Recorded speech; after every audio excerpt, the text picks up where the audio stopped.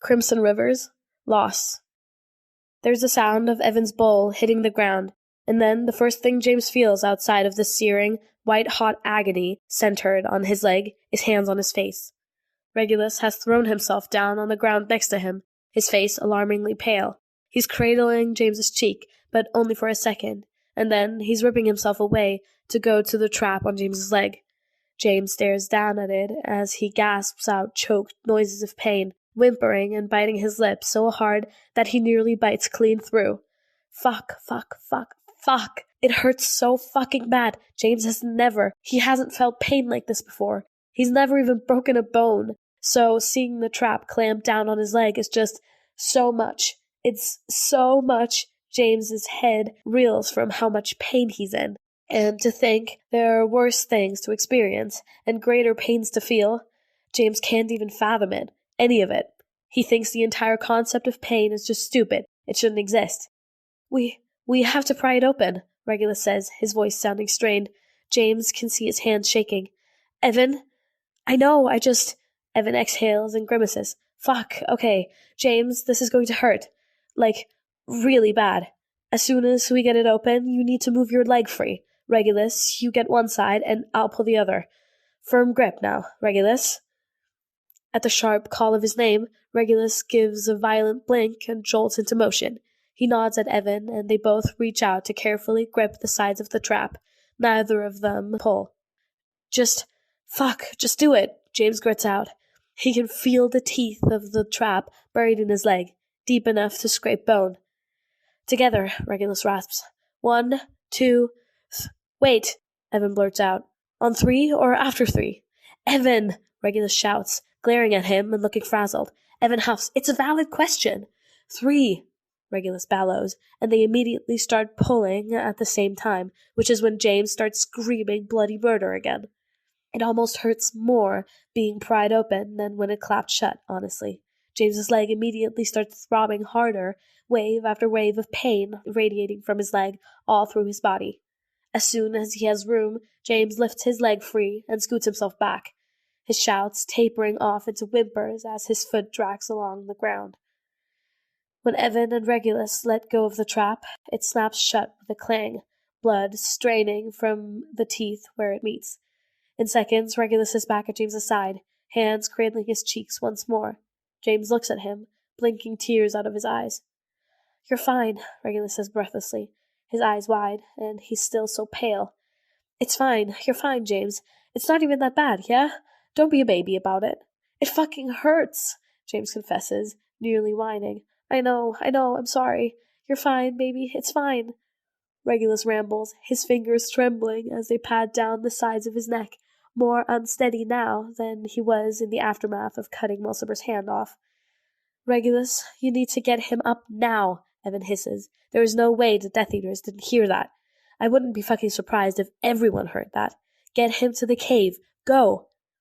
I don't think I'll be able to walk, James chokes out, his panic rising until he almost can't breathe around it.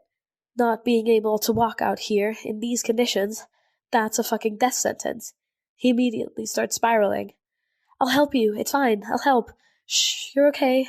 I'm going to help, Regulus chants, and then he's shifting forward to get an arm around James, helping haul him up. It's not a graceful process. The difference in the position changes the feel of the pain, somehow, which doesn't even make sense. Maybe it's the gravity that tugs at his leg once he's upright, or maybe it's the bolts of searing pain that shoot up his leg when he nearly stumbles and puts even a hint of weight on his foot. Or maybe it's the drag of cloth against his wounds as it shifts on his skin. Whatever it is, it's him clamping down on Regulus and clenching his teeth so he won't yell. Sweat drips down James's forehead, and Regulus tucks himself into his side, an arm around him. He supports most of James's weight and begins helping him limp towards the direction of the cave. It's slow going, honestly, but they make some progress before Evan catches up with them, having refilled the bottle of water and gathered his things again. As soon as Evan reaches them, he ducks under James's other arm, without a word, and helps support him along the way, as much as he can while holding so many things at once. Getting to the cave is difficult. Getting inside is a fucking trial and a half. It's a little bit elevated, and it's behind a wall of vines and shrubbery, like Evan said. Evan has to dart inside to put everything down, then come back and peel open a gap big enough for them to fit through. It doesn't work really well, so James and Regulus stumble inside, which makes James step down on his bad leg, and that rips a whimper from his lips. I'm sorry, fuck, I'm so sorry. Regulus apologizes, and he sounds absolutely fretful. So much despair in his voice that it actually breaks James's heart a little bit. It's okay, James wheezes, doing his best to pretend he's not in as much pain as he's actually in, putting on a brave face, trying to soothe Regulus more than himself at this point. Regulus helps him over to the cave wall next to where Evan set his things, slowly easing him down with care. James holds his breath until he's settled, his legs stretched out in front of him, and then he exhales explosively and tips his head back, eyes drifting shut for a moment. Just from that small walk to the cave, he feels like he's about to pass out. We need to look at it, Evan mumbles, and James opens his eyes to see him kneeling by his leg. He looks up and makes a face at James. This is also gonna hurt. Sorry. Just give him a fucking minute to breathe, Regulus snaps. Listen, I get that you're fretting right now, lover boy, but we don't have time to do this gently, Evan replies. We need to see how bad it is, and so does your mentor, because James may need medicine we don't have. All I've got is a tiny bottle of antiseptic and a few bandages, Regulus admits, pulling his bag off to dig for it. Wait, what about you? James asks. You're hurt. Shut up, James. Regulus cuts in distractedly, not even paying him any mind as he pulls out the compact kit. He pops it open to reveal a depressingly small bottle and 3 bandages that are also very tiny. He holds it up towards Evan, almost desperately. Let's just see how bad it is first, Evan mutters, eyeing the kit with a grimace like it's pathetic. All right, James, ready? James blows out a deep breath. No, do it anyway. Evan does it anyway. In his defense, he does try to be gentle when he slowly, carefully starts rolling up the clothes over James's leg. It's just that every shift and tug causes fire to lick up and down his nerve endings in the worst way possible. He tenses up and grits his teeth, squeezing Regulus's hand so hard that he's going to feel bad about it later. But Regulus is right there, leaning in to murmur nonsense in his ear, just a steady stream of, "You're fine, it's fine. I know it hurts. I'm sorry. Just breathe, James. It's fine. Shh. You called me baby before, you know?" James rasps out, his chest heaving as he rolls his head to the side to gaze at Regulus, more than willing to do everything in his power to avoid what's going on down at his leg. "No, I didn't," Regulus denies instantly. "I told you not to be a baby about this, and you're failing miserably." James flinches when cloth drags over where the teeth of the trap bit into his leg, and Regulus immediately backtracks. "Sorry, no, you're doing great," Regulus blurts out, his voice pitched higher with distress. And now he's squeezing James's hand back almost as hard. "Right, but fuck," James grimaces and struggles not to shift, not to try to squirm away from the pain. He gives his head a little shake, like he can't just shake it off. It doesn't work, but he focuses on Regulus anyway. "But yeah, you said that, and then you called me baby. Like, tenderly." "Tenderly?" Regulus repeats, bewildered. "A pet name, term of endearment, whatever you wish to call it," James explains. "You said it." "You did," Evan confirms. "You stay out of this," Regulus says warningly, then glances back at James. "I did not call you baby as a term of endearment, or a pet name. Though it would be very fitting, because you're absolutely being a baby about this now." "But you did, though," James insists. "Do it again." "James, I could die. You don't know." "You're not going to die," Regulus snaps. "Shut up." Evan snorts, drawing their attention. "No, James, sadly, you don't get to use the dying card, I'm afraid. Not yet, at least. It's bad, yes, and you definitely need medicine, but it would take days to kill you." "How bad? Let me see." Regulus pulls away to go examine James's leg, and all the color that had returned to his face proceeds to drain right back out. "Not good?" James asks weakly, but he doesn't need to ask. He can see it from here. The wounds are very deep, and they're still sluggishly pouring blood. The skin is angry and red and swollen, inflamed already. Regulus swallows, then clears his throat. This is fine. Evan, give me some water. James, hold still. Evan passes him the bowl and cloth, and Regulus dips the cloth before giving James a warning look, waiting to receive a nod before he squeezes out the cloth over James's leg. The water cascades down, washing away blood and dirt, and it's terribly cold. James raises his arm and bites down into the side of his coat, pounding his free hand against the floor. Gently, Regulus cleans his leg as much as he can, eventually using the cloth to carefully wipe around the entry wounds. He goes for the antiseptic next, using every drop and ignoring James when he tries to protest. Evan chuckles when James complains, but he doesn't intervene, just letting Regulus do whatever he likes. James, of course, fusses.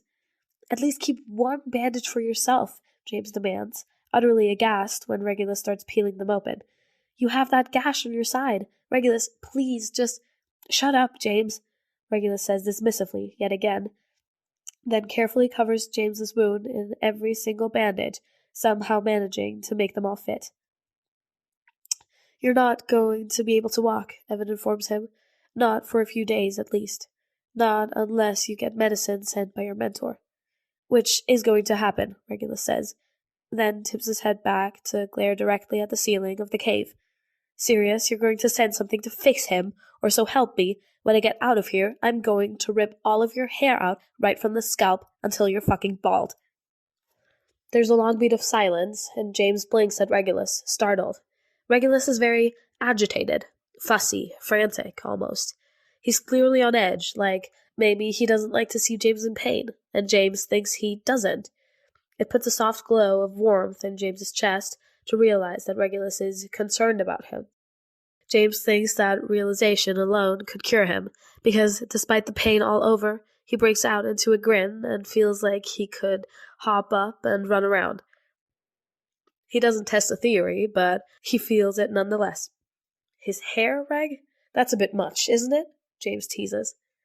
It's just enough for him to know I'm not joking, Regulus grumbles, and huffs and dips the cloth in the bowl, wringing it out. He shifts to come back to James's side, freezing when he looks at James's face. What are you grinning about? You're upset because I'm hurt, James whispers, beaming at him. Regulus presses his lips into a thin line, but doesn't deny or confirm it. Also, you called me baby. Regulus rolls his eyes. Fuck off, I did not. I did too, James says. Evan heard it. Evan did hear it, Evan agrees. You said it, lover boy. Might as well own it. I like you, James declares cheerfully, and Evan winks at him. Shut up, both of you, Regulus says, shaking his head as he settles on his knees next to James and lifts the cloth to start cleaning the blood off his cheek. He's very gentle about it. James holds still and flicks his gaze over Regulus's face. He has a bruise at the high point of his cheek, but the cut there is scabbed over and healing now. The split lip isn't swollen anymore, and it's also visibly better than it was the day prior. Something about seeing him get better soothes James, like a reassurance that everything that happens here is something that will one day fade. James knows better than that, through Sirius and even his mom. But he finds it within him to have that hope anyway. One day, Regulus will heal. The thing about healing that no one talks about is it's painful. Getting better hurts. It's not something that's just easily done and over with. Bruises have to ache before they fade, and cuts have to bleed before they scab, and breaks have to be set before they mend. Sometimes healing is harder than being hurt. Regulus carefully drags the cloth around James's slice on his cheek, eyebrows furrowed as he looks at it. He seems displeased about it, even more than James is. He knows it's not fatal, so he's not too worried about it, honestly. Sure, it hurts, but not very bad, and it's nothing compared to his leg. It's fine, James murmurs. It might scar, Regulus shoots back, sounding unhappy. James raises his eyebrows. Have a problem with scars, do you? No, Regulus says. Scars themselves aren't a problem, but he had no right. He only did that because I... He stops and shakes his head, looking and sounding very frustrated. Even still, he remains gentle when cleaning James's neck. I should have put the hatchet between his eyes for this. You know, I've noticed that you get really offended about things involving my appearance, James muses. You were upset about my glasses, the idea of my hair getting cut, and now this. What's that all about, Reg? Regulus frowns, and he doesn't speak for a long time, not until he pulls the cloth back. James can feel his damp skin prickling in the soft breeze that flows in the cave. He watches Regulus exhale deeply and reach up with his free hand to carefully brush the tips of his fingers under the cut on James's cheek. His touch so light that it doesn't even hurt. Regulus swallows. I don't want them to change you. James feels the impact of those words in his chest, because he instantly understands what Regulus means. He somehow found the words for it, so succinct to explain something with such depths, and James is pretty sure his heart fucking breaks. The thing is, it's more than just change, especially surface-level changes. Regulus, like Sirius, doesn't handle change well. When they're settled into something, comfortable with how the world is when it makes sense to them, any difference that comes in to shake that up will upset them. James thinks it's a result of their childhood, the constant abuse from their parents, never having a sense of stability because every day was a different battle they couldn't prepare themselves for. So the things that give them a sense of stability, they cling to them, and if that changes, it's more upsetting than anything. It's not about how James looks, not really. It's more about a representation for stability he offers, just as himself, because through everything, he's remained a constant. Sirius and Regulus were changed when Sirius volunteered, forever altered with barely any resemblance to who they were before it happened. James changed too, but in little ways, quieter ways, hidden ways, safely tucked behind closed doors where Sirius and Regulus could not see.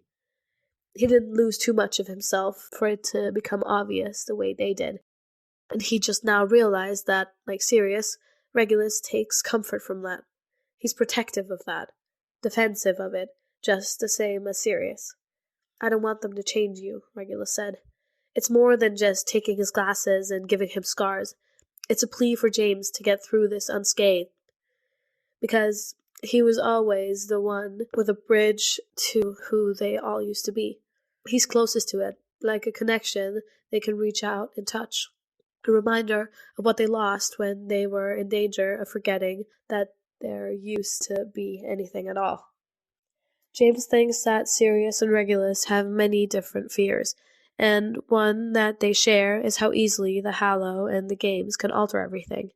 The fact that they want to protect James from that, both of them, is heartbreaking, because they can't, because there's absolutely nothing they can do to save him from it, and he would know, because he tried everything in his power to save them. He failed.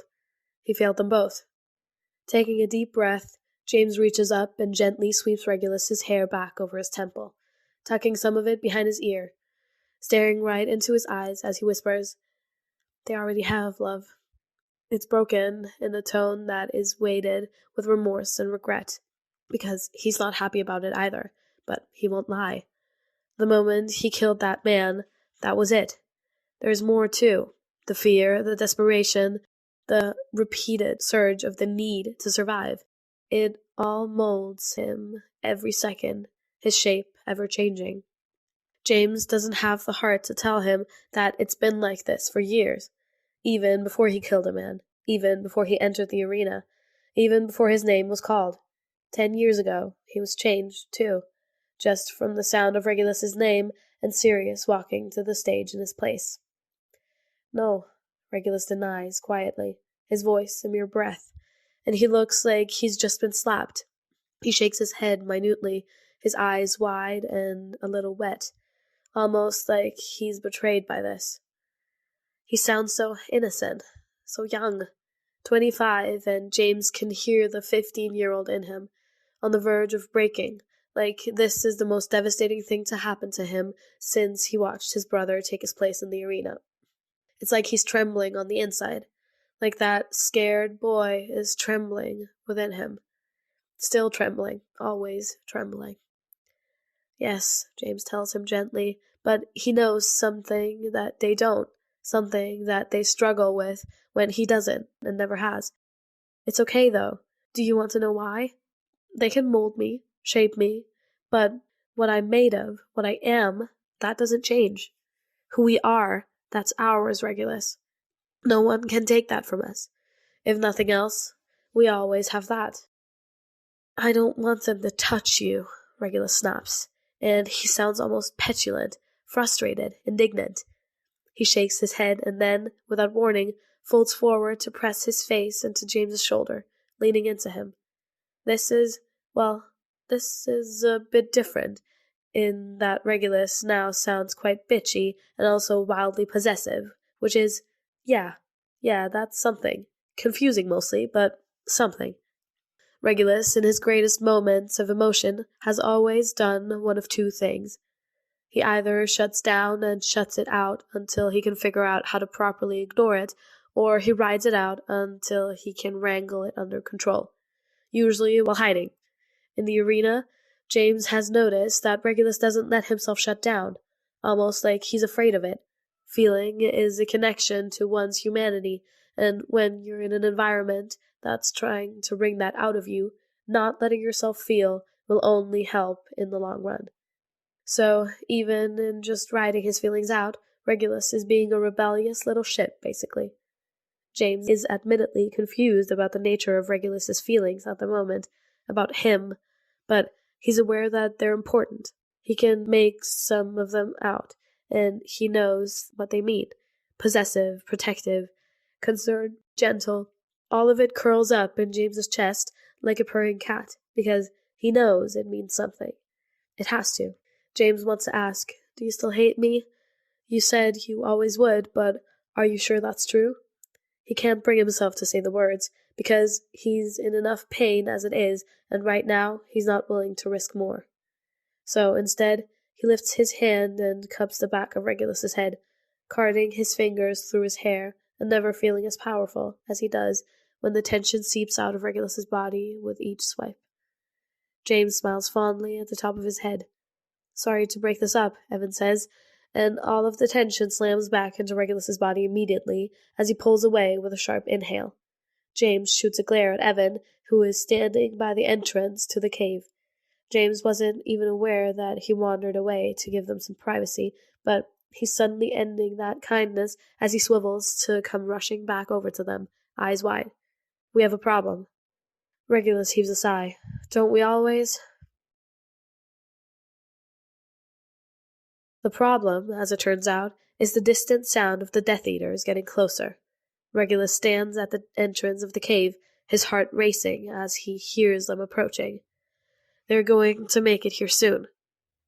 You said they won't know the cave, Regulus asks, keeping his voice low so James can't hear. They're both being very quiet, not wanting to alert James to the current issue. They don't, Evan confirms warily, but that doesn't mean they can't find it if they're determined enough. We need to move, Regulus. Now. We can't, Regulus grits out. He glances over his shoulder at James and looks away. He can't. Evan grimaces. If they discover him, he won't be able to run on that leg or even fight, really. Maybe they'll just keep going, Regulus murmurs. Regulus, Evan looks at him with a strain around his eyes. He slowly shakes his head. This is where the screams came from, and it's a source of water. They're going to check around thoroughly before they continue on. Regulus clenches his jaw, flexing his fingers down by his side as his mind races. The thing is, he knows Evan is right. It's what he would do if he was hunting people down to kill them. A part of him is unnerved by how easy it is to put himself in their shoes. The mind of a murderer, he has it. Sirius does too. Regulus has known that since he was 15. James doesn't. Hopefully, he never will. All right, Regulus says softly, taking a deep breath. Well, if not letting them get here is the goal, I suppose the only option is to lead them away. Oh, you're mental, lover boy, Evan breathes out, eyes wide. Regulus ignores him and whips around to move over to James, dropping down next to him. James looks startled as Regulus pushes the hatchet into his hands, forcefully wrapping his fingers around the handle. "Regulus," James mumbles. "I need to step out for a bit," Regulus says calmly, and James's eyebrows pinch together. "I'm just going to get firewood, is all. Evan is going to stay here with you." James frowns, then opens his mouth, like he's about to reply, then slams it shut when the distant sound of taunting drifts into the cave. It's the Death Eaters, getting closer, and James looks at Regulus in confusion, only for one more moment before his eyes light up with realization. Instantly, he sucks in a sharp breath and starts shaking his head. "No, no, absolutely not," James declares. "James, if they find you, they will kill you," Regulus states firmly. "You won't be able to run. You won't be able to stand up to fight. Not 6 fucking people." "So what? You want to give them a willing target to focus on instead?" James spits out, sounding more furious than Regulus has ever heard him in his life. "Since when did you start caring so much for my fucking life that you'd put yours on the line? What happened to not hesitating? What happened to that?" Regulus reaches out to grab him by his jaw, forcefully holding his head still as he leans in to lower his voice to a low hiss while staring directly in his eyes. "Make no fucking mistake, James. I still hate the very breath in your lungs. Don't think for a second that I care about you more than I care about me. I don't care about you at all. I have no use for you." James glares at him. "Then why the fuck would you go out there?" To that, Regulus has no answer. He tightens his grip around James's face and struggles very, very hard not to kiss him. The impulse reaches up and digs its claws in until he almost can't shake himself free. They're both furious, and James looks unfairly good while angry. And Regulus's greater sense flees him when he's angry, and also when James looks good. Kissing is obviously not the solution to their disagreement, but the temptation to do it anyway persists. Regulus hates James Potter so much that he could fucking kiss him. Kiss him and kiss him and kiss him until they forget how to breathe. Making a derisive noise, disgusted with himself for the urge, Regulus drops his hand away from James's face and starts to turn away. Immediately, James surges forward to grab onto his arm, holding on so tight that it hurts. "Wait," James says desperately. "Wait, please don't. Please don't go, all right? Just—" "What?" Regulus hisses. "Stay here? Let them find us and kill us? Leave you here alone and let them kill you? There is no fucking solution, James. I can't lead them away, and I actually have a chance of getting away, but you don't. So shut up and wait for your fucking medicine." "Regulus, please," James begs, staring at him with big, sad eyes and genuine panic in his face. "Do not do this. If they find you, they'll kill you, and I can't. I'm not dying for you." Regulus cuts in sharply. James swallows. "I know, but you can still die."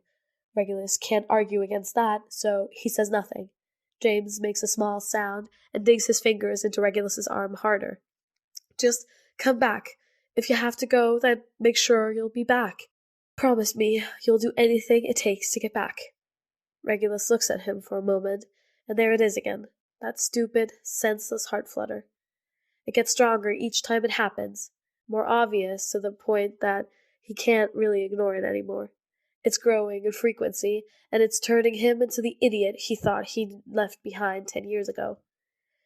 Shaking his head ruefully, Regulus rocks forward on the perch of his feet, bringing one hand up to cup the side of James's face.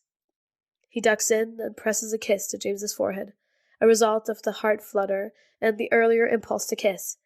He's sort of resigned to how weak it makes him, at least at this moment when he's about to go running directly into danger, in a move so uncharacteristic to who he is as a person that it sincerely makes him feel a bit ill.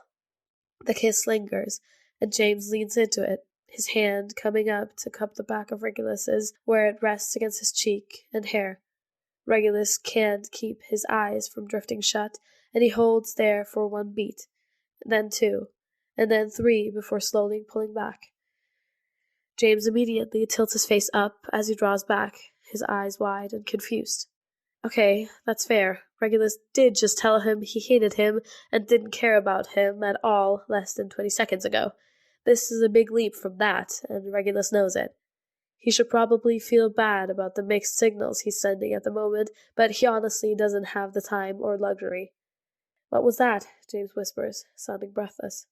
A parting gift, Regulus whispers back, and then he stands up and snatches himself away when James tries to hold on to him. Regulus wastes no time in pushing himself out of the cave, drawing out both daggers from their holsters. He left his supplies with James and given James his hatchet in case of an emergency, and that will just have to be enough. Does Regulus plan to die? No, he doesn't. Is he aware that there's a good chance he might? Also no, but he's ignoring that. There is a few seconds where Regulus stands in place, his mind already trying to work through a plan for the best way to do this. It's not too long until it starts to get dark and cold. The Death Eaters will retreat back to the cave once they can cross the Crimson River, but not if they're on Regulus's heels, so he's going to have to find some way to lose them, only after he's gotten them far enough away from James. In other words, Regulus is going to have to keep the Death Eaters chasing him for the next 2 hours, then disappear well enough that they'll give up in favor of getting warm and just try again tomorrow. It's not impossible, but the chances... What was it that Sirius said one day, sounding so bitter that it was like the words were coated in poison? The odds are never in your favor. Yeah, well, Regulus is going to beat them anyway. Psst. Regulus jumps, head snapping up from where he's waiting by the bank, eyes on the woods where the Death Eaters are steadily getting closer.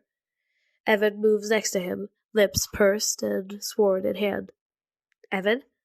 Do I look like your boyfriend's babysitter to you? That's your job, lover boy, not mine, Evan mutters. I'm not staying here to watch him fret about you. Oh? Regulus arches an eyebrow at him. So, what? You'd like to trade places, is that it? I'll stay here while you go running around, all of them chasing after you? Evan hums and gives him an appraising look. I'm sure you'd love nothing more than to stay with him, but no, I have a different idea. What do you say we better the odds? The odds of... Regulus narrows his eyes. Your survival, and his, and mine, Evan explains. There's 6 of them, and they all have weapons. We want to draw them away, yeah? Well, what if we split them up? Regulus raises his eyebrows. Easier to get away from, and easier to fight, if it comes to that. And they'll all have to give up more quickly to meet back up as one group. Brilliant, isn't it? Evan grins at him. So, you go one way, and I go the other. How does the plan sound? Considering your first plan failed, I beg your fucking pardon. That plan was flawless, and it worked. Well, at least until that bit at the end, but let's not talk about that. Trust me, this is a good plan. Trust me. Those 2 words roll around in Regulus's mind, and he looks at Evan for a long moment in complete silence, coming to terms with the fact that he does. He trusts Evan. He was going to trust Evan alone with an injured James, and now he's going to trust him about this. All right, Regulus says finally. You go your way, and I'll go mine. And Evan? Yes? Evan asks. Be careful, Regulus mumbles. Evan grins at him. Oh, I'm always careful. Is that so? Regulus asks. Don't you know, lover boy? Evan waggles his eyebrows playfully. I can climb, and no one ever thinks to look up. Regulus shakes his head, lips twitching. Come on, if we're doing this, we need to go now and get their attention before they even start to look around. Evan nods and starts moving, but Regulus hesitates for a moment to look back at the entrance to the cave, where James remains alone, injured, unprotected.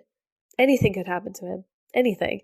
But something will happen to him if they don't lead the others away, and the risk of that is much greater. Regulus swallows, then turns and forces himself to go. Quickly, Regulus moves with Evan to stand in place on the other side of the pond. The layout unfurls in Regulus's mind. James is toward the east, and the Death Eaters approach from the west, which is some kind of fucked up irony. A cruel metaphor for how this could play out. After all, the sun rises in the east and sets in the west. If James is the sun, then Regulus isn't about to let him set today. Fuck that. It takes a few moments before the Death Eaters reach them. Mulciber is on a warpath, as Regulus predicted. They have the supplies to take care of where Regulus cut off his hand. It's wrapped up securely, and he's holding a sword in his other hand. Bernice's, by the looks of it, because she has Hodge's knife, leaving him with nothing but a stick he must have picked up along the way. Axes has found their hook, and Willa has retrieved one arrow, so she's not completely empty-handed. Quinn has her spear, and she's also sporting raw bruises around her throat. "You," Mulciber snarls as soon as he sees Regulus. Regulus smiles and playfully wiggles his fingers in a mocking wave. "Me." He tilts his head. "You seem upset, Mulciber." "You cut off my fucking hand," Mulciber snaps. "I did do that," Regulus agrees. Mulciber's face twists into a sneer. "I'm going to take your fucking head for that, Black." "Well, that's a bit excessive," Evan says. He stacks his hands over each other in the air. "Really seems to be escalating things a bit. Have you considered anger management?" Axis snorts, then disguises it into a cough when Mulciber shoots a glare in their direction. Evan grins at them and winks as if they never even tried to kill him at some point. Axis looks flustered by this response, and Regulus cannot believe this is happening right now. Evan's attractive enough that he probably could flirt his way out of being killed. His cheekbones are weapons in their own right. "Where's your boyfriend, Black?" Bernice calls. "He and I have a bit of unfinished business." "Oh, just on his way to the cave," Regulus lies with a smooth laugh. "He's going to clean that place out just as the river ice is over. Shame you'll be too busy with us to stop him." "He's bluffing," Quinn says immediately. Regulus gives a lazy shrug. "Am I? I don't see him around here anywhere. Do you?" "Willa," Mulciber says slowly. "Yeah?" Willa asks, hand on her last arrow, even though she hasn't pulled it out yet. Mulciber narrows his eyes at Regulus, then grits out. "Go back to the cave. You need arrows anyway, and wasting that one on them would be pointless if you can't be sure that you'll manage to hit them. If you see Potter there, kill him." "You think he's not prepared for that?" Regulus asks, arching an eyebrow as Willa instantly starts backing up to turn and jog deeper into the forest. "I think Potter is too soft," Mulciber retorts. "When it comes to killing, he'll choke." "Unfortunately for you, I don't have that problem," Regulus says, twirling a dagger between his fingers lazily. He tips his head to the side, lips curled up. "I certainly didn't have that problem when I killed Avery." "You're dead," Mulciber hisses, raising his sword to point it at him, pure fury flashing in his eyes. Regulus chuckles and starts backing up. "You'll have to catch me first." "Get them," Mulciber shouts, and with that, Regulus and Evan turn to run, splitting in different directions. Regulus goes north and Evan goes south, and the others break up to follow. James remains safely to the east. Parting gift. The words ring in James's ear. Regulus has only said them once before, following the declaration that James might die. A parting gift for that purpose, because of possible death. This time, James isn't the one at the highest risk of dying. James muffles a small sound in the crook of his elbow and squeezes his eyes shut. They sting, and his heart thumps to a steady beat that feels like Regulus, Regulus, Regulus. It's not right. It's not fair. James is supposed to protect him, to do everything he can to get Regulus home, and he's stuck here while Regulus is out there being chased by people who want to kill him. James has only ever felt so useless and so frustrated one other time in his life, and that was with Regulus too. Somehow, it's always Regulus who makes him feel powerless, like no matter what he tries, he's never doing enough, like he can never do enough. It just makes James want to try harder, and every failure feels like a brand on his heart. James was supposed to take care of Regulus at 15 too. It was Sirius's last request before he went into the arena, the last words he might ever have spoken directly to James, if he hadn't made it home.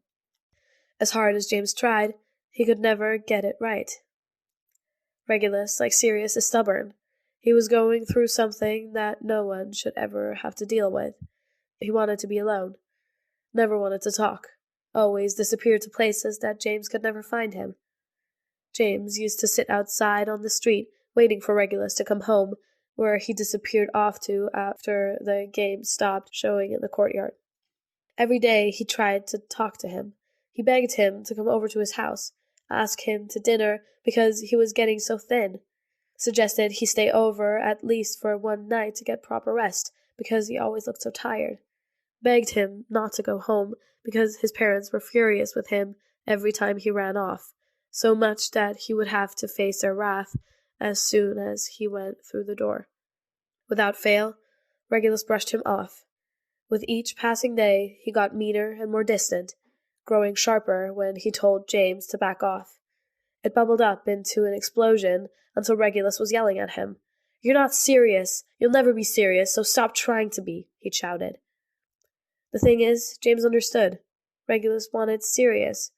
He wanted his brother, and no one else was ever going to connect with him when his brother was gone. When Sirius was brushing up against death every day, never safe. James was just a living, breathing reminder of what was lost to them both. But James was trying so hard. He was doing his best to keep it together and giving Sirius's last request his all. Regulus wasn't the only one fraying because Sirius was gone. James had lost his best friend, too, so James had bubbled over along with him. "Yeah, well, you're not him either," he replied, a tangle of spiking emotions and unwavering hurt. If James had to guess the exact moment that Regulus really started hating him, it would be that one. James regretted it, of course. He was 15, nearly 16, and he was dealing with a lot as well, but that didn't stop him from feeling remorse for hurting Regulus. Not only the boy he had feelings for, but someone he'd known for years, and the person Sirius begged him to take care of. So he apologized. Not that it changed anything. It all stayed the same, and everything fell apart anyway. At this age, learning all that he has, James knows it wasn't his fault. It wasn't Sirius's fault. It wasn't Regulus's fault. None of them were to blame for this, for where they are now, for all that they've suffered. James is aware that taking care of Regulus now isn't required to make up for how he failed to before. But he really wishes that it would. James made his choice for many reasons, past mistakes and keeping a promise to Sirius among them. Most of all, though, he decided for himself. A selfish desire to save the man he's helplessly in love with. And he's failing again. After all this time, you'd think he'd be used to that by now. When Regulus was younger, he used to play hide and seek with Sirius, and eventually James when he came into the picture. Regulus was the best seeker, but that was probably because James and Sirius were terrible at being quiet when they hid. It was more than that, too. Regulus has always been observant, and he's got a sharp eye for finding the things he's after. As for hiding, well, he was always good at that, too. All the hiding and seeking from his youth has prepared him in more ways than he could have expected. It's certainly helping him now. Mulciber, Bernice, and Axes all chased after him, while Hodge and Quinn went after Evan.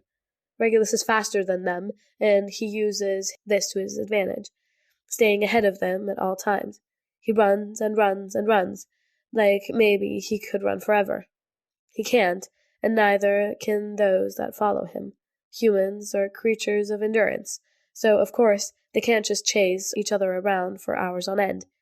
Regulus begins a pattern, one that's going to help when it's time to retreat. Over and over, Regulus gets ahead of them until he finds a good spot to hide in. Behind a tree, usually, or a bush. He waits for the others to catch up, then gets discovered and takes off running again. He leads them further and further away from James in spurts, dangling himself like bait. They fall for it every time. Staying one step ahead is key, which is why it's so devastating when Regulus realizes that Mulciber is missing. Bernice and Axes are still hot on his trail at all times, but Mulciber stopped showing up. This can either mean that he's gotten lost, fell back due to exhaustion, or found something else to chase after instead.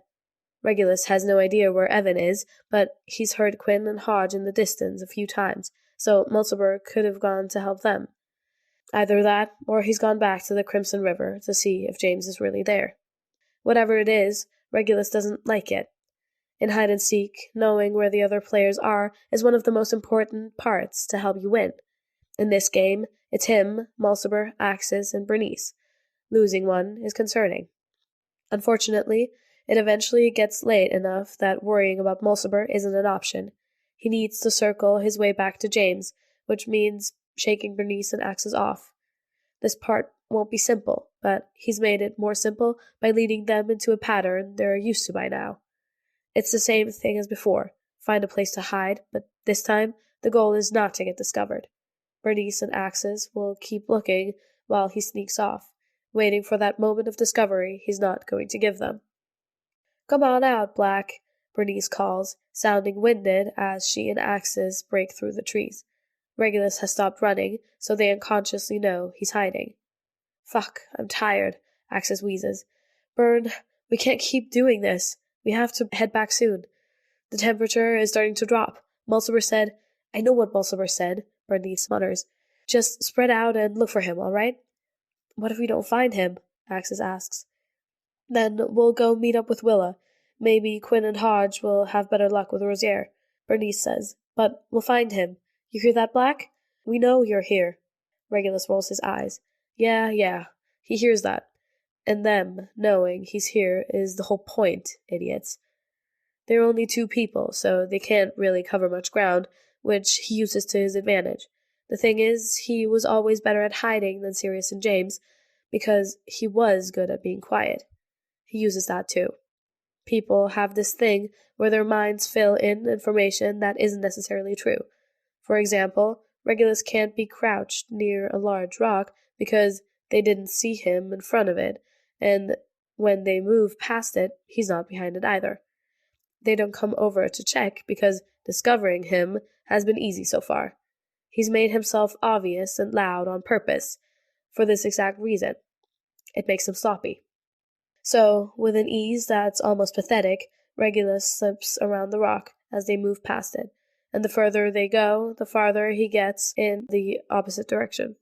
Slowly and silently, he backs away, hiding in places they've already checked and won't think to check again. And then, when he's far enough back that he loses sight and sound of them, he leaves. Just like that. It's a lot easier to get away from two people than it is six, especially when he has a head start and he's alone. Regulus starts making his way back to James, quiet and careful and watchful. He stays alert, even as he puts as much distance between himself and the others as he can. He doesn't know Mulciber's location, so he isn't being reckless. More time passes, and the temperature continues to drop, the sun dipping low enough that it's growing dark. If the Death Eaters are smart, they'll be heading back to the original cave now to stay warm for the night, where there's food and supplies waiting for them all as well. From what Bernice said, that's the next course of action. As for Regulus, he's getting closer to the pond, and it's making him eager. He wants to get back and set his eyes on James to make sure he's all right, which is... Oh, fuck off. No, absolutely not. Regulus isn't doing this. The heart flutters can shrivel up and die, is what they can do. It's happened before. It will again. This is the Hunger Games, and he's not about to... A small twig hits Regulus on the side of his head from up high. Regulus very nearly crawls out of his skin. He crouches down behind a rock instinctively, raising his dagger, his heart racing in his chest. He follows the direction the twig came from, his head tipping back where he spots Evan in the tree above him. He's grinning down at him as he swings his legs like the lunatic he is. Regulus exhales, relaxing slowly. Evan makes a vague gesture in the direction of the pond, and Regulus nods. He holds up 2 fingers, and Evan shrugs. For some reason, they both know what all of that means. Yes, Regulus is heading back to James, and so should Evan. No, Evan doesn't know where Quinn and Hodge are, but he's in a tree, so he's assuming they lost him. Evan makes a face at him, and Regulus flips him off, fighting a small smile. Evan laughs, seeming unable to help it, and the sound carries. No one ever thinks to look up until there's a sound. It takes only seconds. One moment, Evan is grinning at Regulus, and the next, a spear is flying up to hit him right in the stomach. Evan's smile falls before his body does. "No!" rips free from Regulus's mouth, breathless, and then he stands up and spots Quinn a few steps away from the tree, Hodge standing right next to her. Regulus's dagger is flying through the air before he's even had the thought. It buries itself directly in Quinn's throat, making her choke as she stumbles back and hits the ground at the same time Evan does. Hodge makes a weak noise, spooked, and turns to run away. Regulus doesn't chase him. He goes to Evan. Evan has landed badly. He fell from up high, and his leg is sticking out at an awkward angle. The spear is still impaled in his stomach, and he's dragging himself back with low noises of pain until he can get away from it. He pushes himself up to lean against the trunk of the tree, hand braced on the handle of the spear as he groans through clenched teeth. No, don't take it. Regulus trails off as he hits his knees next to Evan, who has just snatched the spear out with a deep gasp. He shakily drops it, and blood instantly starts flowing. Regulus swallows thickly. "Out. Don't take it out." "Ow," Evan rasps, his trembling hand coming up to cover his wound. Blood seeps over his fingers. Regulus leans forward and presses his hands to the wound, fingers immediately slick with blood. "Okay, it's fine. If we can get the blood to stop, then we—" "Regulus," Evan says. "No," Regulus replies. Evan huffs out a weak laugh. "I think I broke my leg." "I'll carry you," Regulus tells him firmly. "I don't doubt that Sirius has sent medicine for James by now, Evan. Just don't bleed out, and you'll be fine when we get there." "Just don't bleed out," he says. Evan mutters. He shakes his head and looks down at his stomach. "Yeah, I hate to be the one to tell you this, but that's a bit out of my control." "You're fine," Regulus insists. "I'm really not," Evan counters, and then he proceeds to cough, and when he does, blood bubbles up past his lips. He grimaces and groans through it, fumbling one hand up to swipe the blood away. Oh, that's a bad sign. "Shut up," Regulus croaks, his eyes starting to burn. "I'm about to, I think, for good," Evan mumbles, his gaze rolling a little unsteadily before finding its way to Regulus. He smiles, just a bit. "Did you get her, Quinn?" "I got her," Regulus confirms. "No cannon. Yet." "You're a scary bastard sometimes, you know that?" Evan says, then jolts when the cannon does sound, then winces through the pain of movement. A quiet gasp escapes him. Regulus glances down and struggles to breathe at the sight of blood slipping through his fingers. Evan's life slipping through his fingers. He looks back up. "I'm sorry I left you on the other side of the river," Evan whispers, looking right at him. "I told you to. You had to," Regulus murmurs. "I know," Evan agrees, "but it still felt wrong." Regulus swallows. "You're a good person, Evan Rosier." "That's the thing, though. I'm really not." Evan blinks up at him slowly. "I just like you. Isn't that mental?" "Certifiably insane," Regulus says, his chest feeling tight. Evan waves his free hand lazily. "I don't mean the way your boyfriend likes you, just person to person, I suppose. It's a shame, really. I think you're my friend. Regulus chokes off, struggling to speak, finding it impossible to say anything of importance. He forces it out, nearly gagging on it, because he knows he wouldn't say it if Evan wasn't dying. He wouldn't have to, because Evan would be alive to just know. "Yeah, I'm your friend, Evan." "Have many of those, do you?" Evan asks. Regulus snorts weakly. "Not really. I'm not exactly the easiest person to get on with." "What? No. You're a fucking delight. What are you on about?" Evan mocks through a shit-eating grin. "No one's ever—" Regulus exhales shakily. "I have a friend at home. Just one. That's different. I think you two would have gotten on well. But he's—" Regulus stops, because he's not sure how to even explain Barney, who is his friend, yes, but not the way Evan has been. "Well, I'm not the type to have a best friend, but if I were, it would have been you." Pity we never met before this, eh? Evan swallows harshly and looks down at his stomach, then closes his eyes and leans his head back. Best friends tell each other things that they don't tell anyone else. I'm dying, so you have to indulge me. Didn't expect I'd be using the dying card so soon, but desperate times and all that. Yeah, all right, Regulus mumbles, pretty willing to give Evan whatever he wants at the moment, and he has the niggling feeling that there's something Evan wants to say. I've never had a friend before you, Evan croaks. So, thanks for that, I suppose. It was nice while it lasted. Regulus fumbles for Evan's hand, and their fingers clasp around each other, slipping from the blood. Evan hums, and he's slurring when he says, Your turn, lover boy. I miss my brother, Regulus confesses in a whisper, his vision blurring as he feels Evan's grip get looser. The words wrench at him, but they're true. He doesn't say that he's missed his brother for the last 10 years, but that's true too. Won't have to miss him for long, Evan breathes out, his hand falling slack. You're going to win. Evan doesn't speak after that. Regulus sits with him, holding his hand, and it's not long before the cannon sounds again. He flinches when it does, then feels such a strong surge of emotion take over him that he quite literally just bursts into tears. It's instant. He starts weeping so hard that it hurts, and he folds forward to press his face to Evan's shoulder. He's still warm, and it's not fair.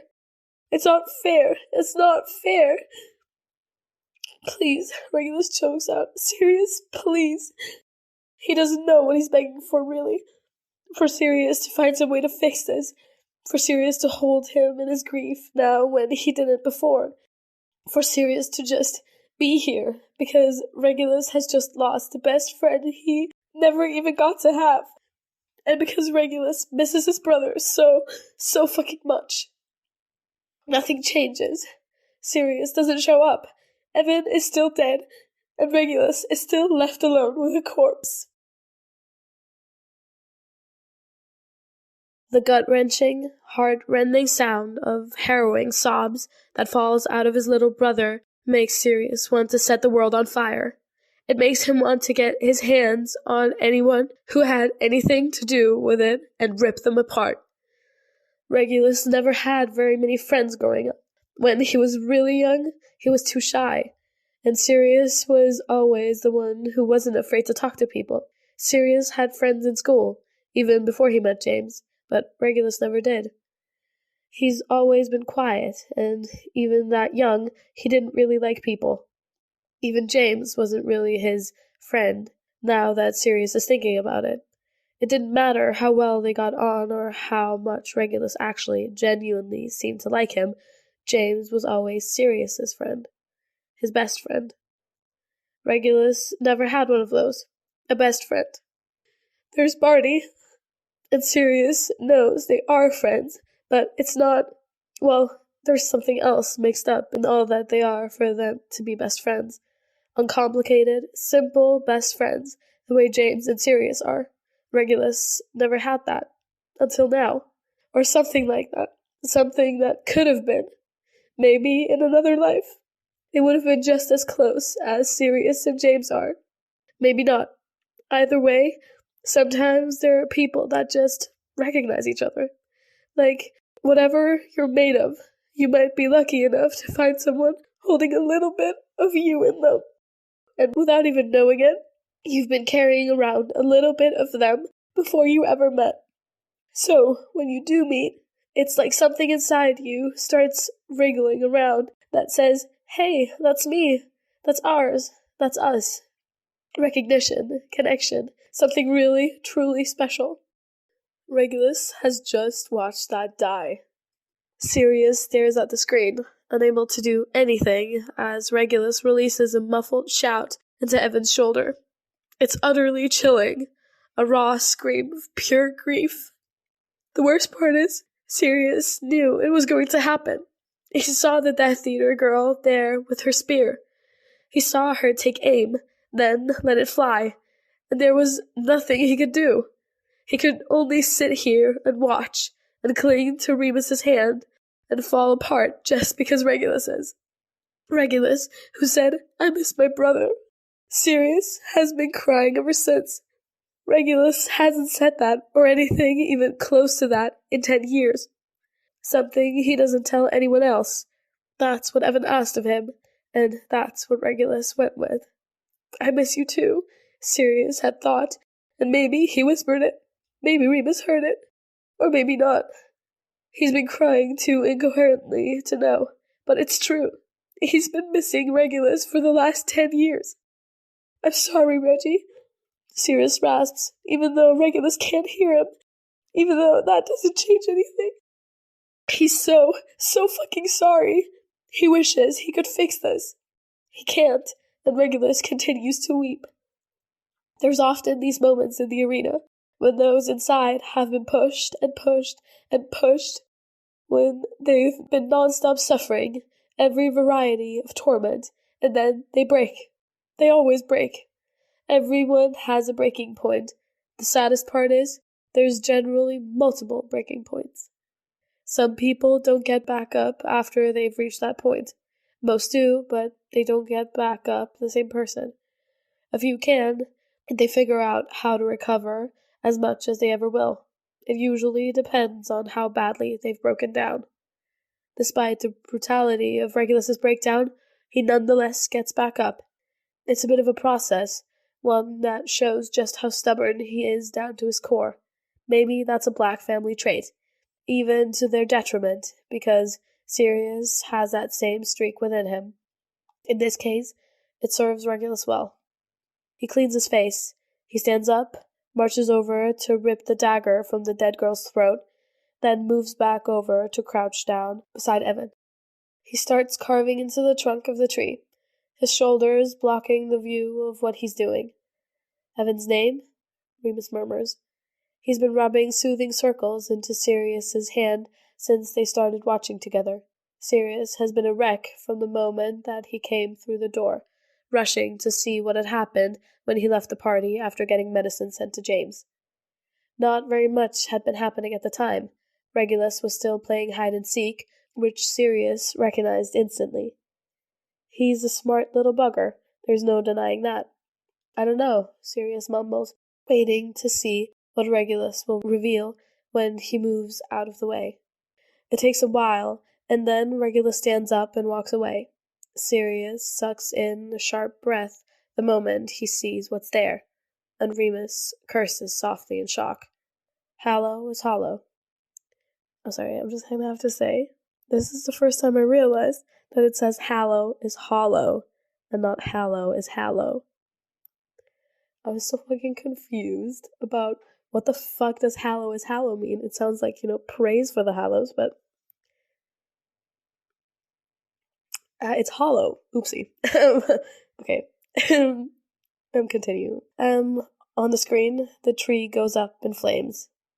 Sirius swallows harshly and can't bring himself to be upset about how much damage control he's going to have to do tomorrow. Regulus is grieving. Sirius would be no better in this situation, frankly. Hell, he might have been worse. The world doesn't know what will hit it if James dies. Besides, Regulus has made himself very popular. The people love him right now, because not only is he entertaining them with all that he's dealing with, he's also dealing with things very well. He's smart and capable and fucking ruthless at times. There were literal cheers and chants of his name while he was chopping off Mulciber's hand, though Mulciber's mentor, Lucius, had been visibly displeased. James, too, remains beloved by many. When he killed the man he did, people cheered for him as well. And, well, they're all living for Regulus and James's little romance, or whatever it is. Sirius can't think about it too hard, because he knows them, and so he knows that they're not just playing it up. No, that's them. Every touch, every little comment, every shared look, that's all real. As real as Sirius has ever seen them. Still, Sirius isn't above using it if he has to. He sure did, without shame, going to sponsors with their little love story to get every donation he could to send James the medicine he needed to heal his leg. And Sirius will do it again if he has to. Sirius, Reeves blurts out, sounding strained, and he's suddenly strangling Sirius's hand. What? What is it? Sirius replies, immediately panicked. I found out what Mulciber is doing, Remus says warily, and then he points to the screen, where Mulciber has returned to the pond and is kneeling down next to the closed bear trap, squinting at the blood. Sirius can practically see the light bulb go off in Mulciber's head. With dread in his veins, Sirius watches as Mulciber stands up and begins his search. The search for James. Eyes sinking shut, Sirius whispers, "Fuck."